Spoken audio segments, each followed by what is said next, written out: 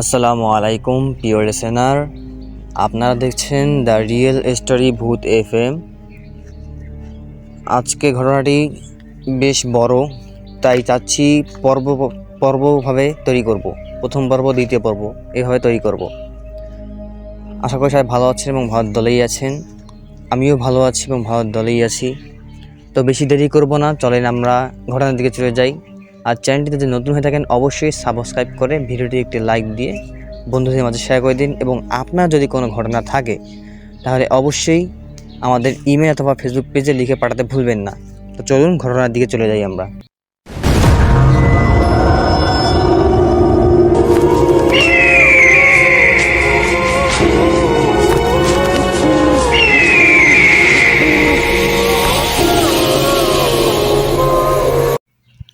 সালটি ছিল 2016 সাল। উত্তরবঙ্গের শ্রেষ্ঠ এবং আলোকিত করার এক মুকুট করার যোগ্য এক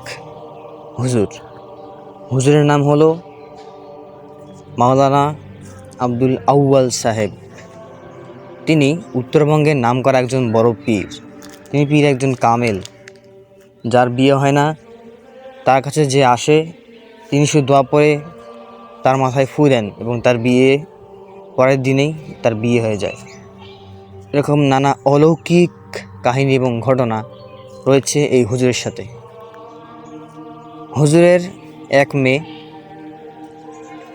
এবং ছেলে ভাতিজা, মোট কতজন এটা আমি সঠিকভাবে বলতে পারছি না। তবে হুজুরের কন্যাকে বিয়ে দিয়েছেন বড় মসজিদে একজন ইমামের সাথে। হুজুরের নাতি আছে অনেকজন, তার মধ্যে বিশেষ করে যাকে বেশি ভালোবাসেন এবং আদর করেন তার নাম হচ্ছে মীর মারুফ আল রেদওয়ান। এই হুজুরের নানা ঘটনা, নানা অলৌকিক কারামত প্রকাশ হয়েছে এবং কি হয়েছিল। একবার এই উত্তরবঙ্গে সেই 2007 সালের ঘটনা, যখন তিস্তায় অতিরিক্ত বন্যা হয়। বন্যার সময় পানি অনেক পরিমাণ, প্রচুর, মানুষের ক্ষেত জমি একদম তলে দিয়েছিল। তো মানুষরা সবাই গিয়ে হুজুরের কাছে বলেছিল যে হুজুর, আমাদের তো ক্ষেত সব ধ্বংস হয়ে যাচ্ছে, আপনি কিছু একটা করুন। হুজুর তাদেরকে বলছেন, শোনো বাবারা, তোমরা আমাকে কথা দাও, তোমরা জমি নিয়ে মারামারি, কাটাকাটি, খুনসুটি, ঝগড়া করবে না এবং তোমরা নামাজ পড়বে, তাহলে আমি তোমাদের কাজটা করতে পারি। তারপর সাহেব একমত হয়ে বলছিল যে জি হুজুর, অবশ্যই। তারপর হুজুর বলল, ঠিক আছে, তোমরা যাও, আমি ফজরের পরে আসবো। তারপর সবাই সবার বাসার দিকে চলে গেল। তারপর হুজুর পরের দিন ফজর নামাজ পড়ে নদীর পাড়ে আসলেন। তিনি খালি পায়ে নদীতে নামলেন। নামা পরে পশ্চিম দিকে কী জানি দোয়া পড়লেন, আকাশের দিকে তাকিয়ে কী জানি দোয়া পড়লেন, ফুসফুস করে কী জানি দোয়া পড়লেন। দোয়া পড়ার পরে তিনি নদী থেকে একটু পানি হাতের মধ্যে নিলেন। নেওয়ার পরে কী জানি একটা ইসমে আজম না কী জানি একটা দোয়া বলে, সেটা আপনি পড়লেন। পড়ার পরে তিনি বললেন, হে নদী, তুই ভালো হয়ে যা, আল্লাহর হুকুমে তুই ভালো হয়ে যা। এই কথাটি বললেন এবং পানিটির মধ্যে ফু দিয়ে সে পানি নদীর মধ্যে মেরে দিলেন এবং পানির স্রোত সঙ্গেই, আপনারা বিশ্বাস করবেন কি না করবেন একান্ত আপনার ব্যাপার। তারপর পানির সঙ্গে স্রোত স্লো হয়ে গেছে, একদম কমে গেছে, পানি একদম স্লো হয়ে গেছে। ঠিক আছে, তো এই মুজেজা দেখে সবাই অবাক। তো হুজুর এই কথা বলছিলেন যে তোমরা নামাজ পড়বে, নামাজ ছাড়বে না, আমি যা করার করে দিয়েছি, ইনশাল্লাহ আল্লাহ তাআলা রক্ষা করবেন। তো তারপর থেকে সবাই আবার নতুন করে বীজ রোপণ করলেন জমিতে, ক্ষেত, সবাই সবার জমি পেয়ে খুব খুশি, আনন্দিত। তিনি একবার হজে গিয়েছিলেন। তিনি যখন হজে পৌঁছান, যখন তিনি মক্কার মধ্যে প্রবেশ করেন, তখনই এক গায়েবভাবে, অলৌকিকভাবে একটি আওয়াজ আসে, যে আরবি দিয়ে বলা হয়, আমি বাংলায় বলছি আপনাদের বোঝানোর জন্যে। উত্তরবঙ্গ থেকে একজন আল্লাহর নেক বান্দা, একজন আল্লাহর ওলি এসেছেন। আজ নামাজ পড়াবে। এই অলৌকিক আওয়াজ শুনে সবাই অবাক এবং হুজুর যে নাম ধরে বলেছে এটা সবাই বুঝতে পেরেছে এবং হুজুরকে সবাই চিনত। আশেপাশে যারা ছিল কাবা ঘরের অনেকেই চিনত হুজুরকে। তারপর হুজুরকে নামাজ পড়তে দেওয়া হলো, আব্দুল আউয়াল হুজুরকে নামাজ পড়তে দেওয়া হলো। তারপর কী হলো, তারপর নামাজ পড়লো। নামাজ পড়ার পরে হুজুর আবার কয়েকদিন থাকার পরে বাসার দিকে রওনা দিলেন। লোকমুখে শোনা যায় একবার নাকি, শুধু একবার না অনেকবারই নাকি জিনরা ওইরা হুজুরের কাছে নসিহত শুনতে আসতো, নসিহত শুনতে নাকি আসতো। তো আমি এটা জানি না কতটুকু সত্য, তবে এটা বাস্তব কিনা এটা বলতে পারছি না। তবে অলৌকিক ঘটনা যেগুলো রয়েছে সেগুলো কিন্তু অবশ্যই সত্য, 100% সত্য, এবং কি আমিও এর মধ্যে জড়িত আছি এবং কি প্রমাণ আছে আমাদের। আপনারা বিশ্বাস করুন কি না করবেন একান্ত আপনার ব্যাপার। আবারও বলছি, আপনার যদি বিশ্বাস না হয় আপনারা চাইলে উত্তরবঙ্গের যে কোনো মানুষকে এসে জিজ্ঞাসা করবেন যে পীরে কামেল আব্দুল আউয়াল হুজুর রতিপুর কেউ চিনেন কি না, দেখবেন অবশ্যই অনেক মানুষ চিনবে। শত শত হাজার হাজার মানুষ তার ভক্ত, হাজার হাজার জিন, শত শত জিন তার ভক্ত, জিন পরিভক্ত। আশা করি আপনারা প্রমাণ পেয়ে যাবেন। একবার একটি ঘটনা, একজন ঘটনাটি আমাকে শেয়ার করছেন। উনি বলছেন যদি ঘটনাটা কখনো শেয়ার করো তবে অবশ্যই আমার নামটা গোপন রাখবে। তো আমি তার একটা নাম, যেহেতু তার নাম শেয়ার করতে নিষেধ করেছেন, তাহলে আমি তার এমনি একটা নাম দিয়ে তার ঘটনাটাই আমি প্রকাশ করছি। আব্দুল ওনার একজন ছেলে, ওনার ছেলেকে ওনার বাসা হচ্ছে নদীর পার। উনি ওনার ছেলে সহ স্ত্রীকে সহ উনি নদীর পাড়ে থাকেন। তিস্তা চর, যেটাকে চর বলে, তিস্তা চর পাথরবাড়ির দিকে বাসা। তো আব্দুল তার হচ্ছে ছেলেকে মাছ মারতে দিত, নদীতে মাছ মারতো। তো একদিন নাকি একটি পরী ধরেছিল। পরী ধরার পরে তাকে তিনি বলছিল যে আমি তোমাকে ভালোবাসি, আমি তোমাকে নিয়ে যাব। তো আব্দুল খুব অবাক হয়ে যাচ্ছে যে ছেলেটা আমার এরকম ব্যবহার করছে কেন, বাসায় খাইতে চাচ্ছে না, সবসময় মাছ মারতে যায়। আমি তো বলছিলাম দিনে 1বার কি 3বার মারবি, এর বেশি না, তারপর কথা শুনছে না। তো আব্দুলের ছেলেকে মাঝে মাঝে অন্যরকমভাবে দেখতো মাঝে মাঝে হতাশ, আর মাঝে মাঝে খুব খুশি, আবার মাঝে মাঝে কান্না করে, আর মাঝে মাঝে খুব অতিরিক্ত নদী পাড়ে মাছ মারতে যায় এবং গিয়ে নদী পাড়ে বসে থাকে। তো আব্দুল এই জিনিসগুলো লক্ষণ করে একবার আউয়াল হুজুরের কাছে নিয়ে আসেন। তো হুজুর বলছেন যে এর উপর জিনের আসর আছে। যা কর আমি করে দিচ্ছি ইনশাল্লাহ, মসজিদে 41 টাকা আপনি দান করে দেন। আটটা কথা বলে রাখি আপনাদেরকে, আউয়াল হুজুর কিন্তু মানুষের যে উপকার করতেন এর জন্য কিন্তু টাকা নিতেন না। তিনি শুধু বলতেন আমি যা করি আল্লাহর জন্যই করি, আপনারা খুশি হয় আপনারা মসজিদ যত টাকা যে দান করতে পারেন দান করেন এবং গরিব দুঃখীদের খাওয়াবেন। হুজুর শুধু এই একটা কথাই বলতো এবং হুজুর মানুষের সাহায্য করতো এবং সব ধরনের সাহায্য করে থাকতো। তারপর আব্দুলের ছেলে, তাকে জিন ধরছে, উনি ওই জিনটাকে হাজির করছেন। হাজির করার পরে বললেন কেন তুমি একে ধরছো, মানে মেয়ে পরী। আপনারা জানেন যে মেয়ে জিনদেরকে পরী বলা হয়, সেই মেয়ে জিন আর কি ওকে ধরছে। ওকে বললো তুমি কেন একে ধরেছো? তো পরীটা তখন বললো আমি একে ধরেছি, আমাকে ভালো লাগে, আমি একে বিয়ে করব, আমি একে নিয়ে যাব। তখন হুজুর বললেন না, তুমি এটা করতে পারো না, তুমি জিন আরে মানুষ, দুজনে কি কখনো এক হতে পারে? অবশ্যই না, তুমি চলে যাও, তোমার ভালো হবে। তো পরীটি যাইতে চাচ্ছিল না। হুজুর আবারও বললেন দেখো মা, চলে যাও, যদি না যাও তাহলে কিন্তু আমি তোমার বিরুদ্ধে কঠিন অ্যাকশন নেব। পরে পরীটা বলছিল, মানে মেয়ে জিনটি বলল যে হুজুর আমি যাব না। তো হুজুর বললেন ঠিক আছে, তুমি যাবা না, তুই যাবি না, ঠিক আছে, এতক্ষণ ভালো মিষ্টি কথা বললাম তো তোর কথা গায়ে লাগলো না, ঠিক আছে থাম, তোদের যে বাদশা আছে, তোদের যে রাজা আছে, তোদের যে সরকার আছে, তাকে ডাকতেছি আমি, থাম, তোর ব্যবস্থা করব আমি। তারপর পাশে একটি তুলার রাশির আমি জানি না রাশিটা বিশ্বাস করে কি না, আমি রাশিটা বিশ্বাস করি না, কিন্তু লোকে কথা শুনে থাকি যে রাশি নাকি আছে, আমি জানি না, আল্লাহর মধ্যে ভালো জানে। তো তুলে আসি একটা ছেলেকে পাশের মধ্যে বসানোর মধ্যে হুজুর বিভিন্ন দোয়া পরে সেই ছেলেটার উপর ফুঁ দিল। তো জিনের বাদশা সেখানে হাজির হলো, হওয়ার পরে হুজুরকে লম্বা একটা সালাম দিল, আসসালামু আলাইকুম, কেমন আছেন হুজুর? হুজুর বললেন, এই ওয়ালাইকুম আসসালাম, এই তো আলহামদুলিল্লাহ ভালো আছি।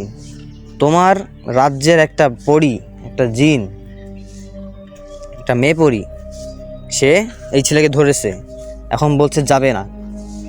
এখন আপনি কি আপনার রাজ্যের এই মেয়ে জিনটিকে নিয়ে যেতে পারবেন? একটু চেষ্টা করেন তো। তো সেই জিনের বাদশাহ তখন বললেন, সেই জিন মেয়েটাকেই বললেন, কি হলো তোমার, তুমি একে ধরছো কেন? তোমার মতো এরকম বেয়াদব অসভ্য মেয়ে জিনদের জন্য আজকে আমাদের জিনদের আজকে বদনাম। কেন ধরেছো এই ছেলেকে, কেন ধরেছো?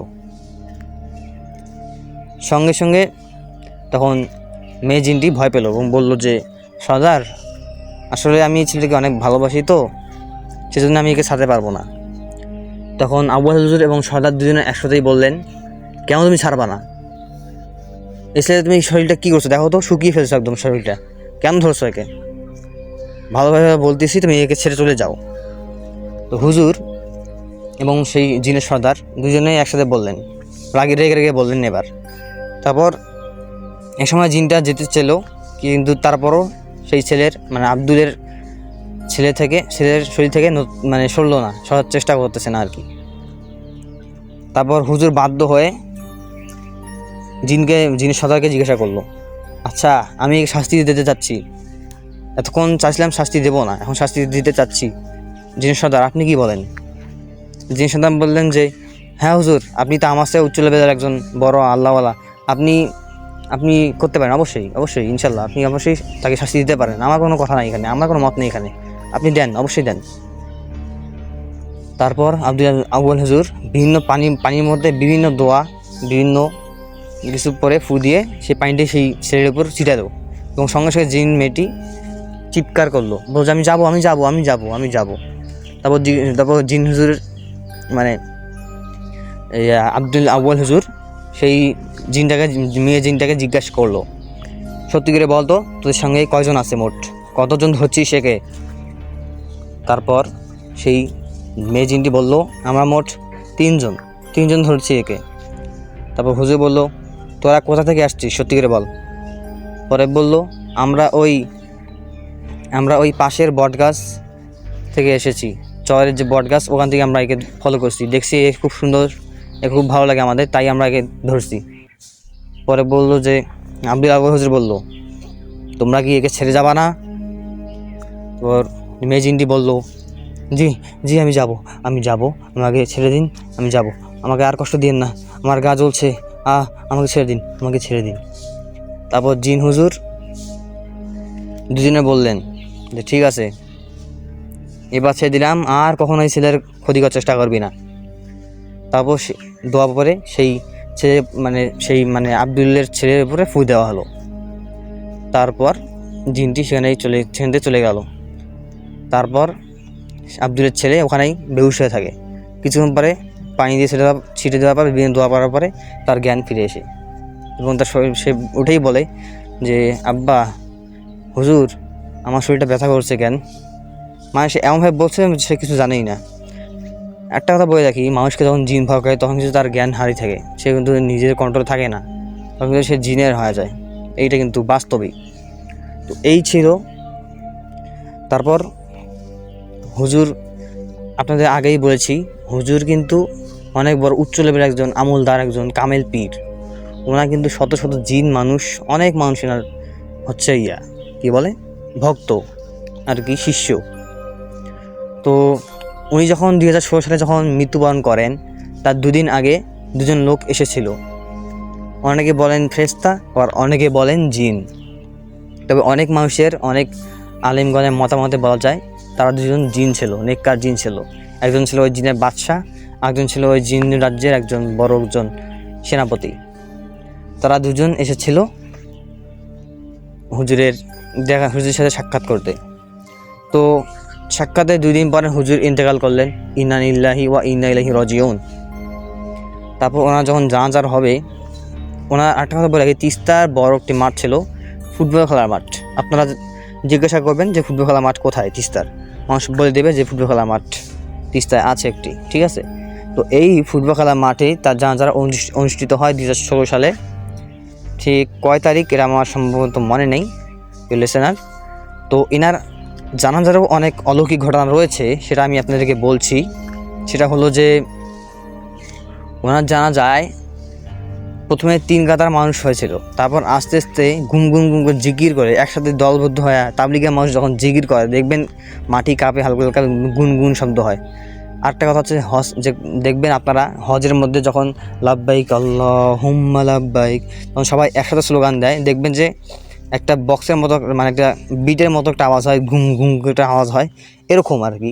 যে ওনার জানাজায় অনেক মানুষ, সবগুলার গায়ে সাদা কাপড়, সাদা চেহারা, একদম সুন্দর চেহারা, একদম নুরানি চেহারা, অনেকগুলো মানুষের ফেরেশতা জানি না, কিন্তু অনেক মানুষের, অনেক আলেমের মতে জানা যায় যে ওরা নাকি ফেরেশতা। তো সবাই মানে চারপাশ দিয়ে সবগুলো একই রকম পোশাক, মানুষ অনেকগুলো এসেছিলো সাদা। আসার পরে তারা সবাই মিলে জিকির করতে করতে জানাজাটা মানে মানে অনুষ্ঠিত হইলো। জানাজারা এসে তারা প্রবেশ করলো, সবাই জানাজা পড়লো। মানে আপনারা বিশ্বাস করবেন না, মানে ওনার জানাজার এত মানুষ, মানে এত ভিড়, মানে কি বলবো, মানে রাস্তাও মানে ফাঁকা নাই, মানে পুরো রাস্তা একদম ব্লক হয়ে গেছে। এবং কি পাশে যে 2টা যে স্কুল ছিল, 4তলা 3তলা যে স্কুল ছিল, সেগুলোও ব্লক হয়ে গেছিলো।